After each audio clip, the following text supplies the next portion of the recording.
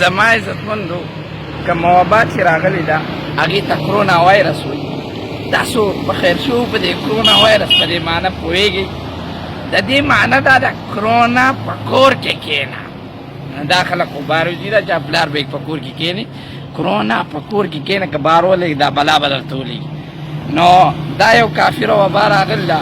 دا زمونږ د ګناهونو هغه سزا ده رب العالمین یې مونږ له راکوي. خو ټولو مسلمانانو ته دا زمونږ عرض دی چې هغه څه شي هغه رب العالمین ته رجوع وکړي او رب العالمین ته توبه وباسي، استغفار وکړي. او بل یو عرض دی، یو درخواست دی، یو ریکویسټ دی زما د خلکو ته چې تاسو د خپل انوړی هغه د دې نور مخلوق سره نیمه کوي. کم چې غریبانان دي او کم چې هغه بېکوره دي او چې د یو ټایم او ډوډۍ هغه څه کوي هغه نه موني او د بل ټایم هغه هم نه موني. مطلب دا دی چې د یو ټایم خوري او د بل ټایم نشي خوړی.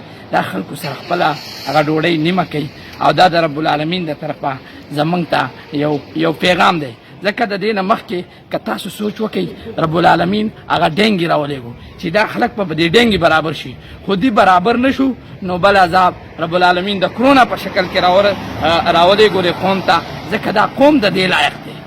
په دې مهینه ورځو کې ګستاخي دي معافي خولې له خبره راغله. په دې مهینه ورځو کې دا کنجرې راوتې وې په بازار میرا جسم میری مرضي. هغه خلک چې شو هغه دې اوس راوځي که نه ستا جسم د رب العالمین مرضي، ستا جسم د محمد رسول الله صلی الله علیه وسلم د شریعت مرضی.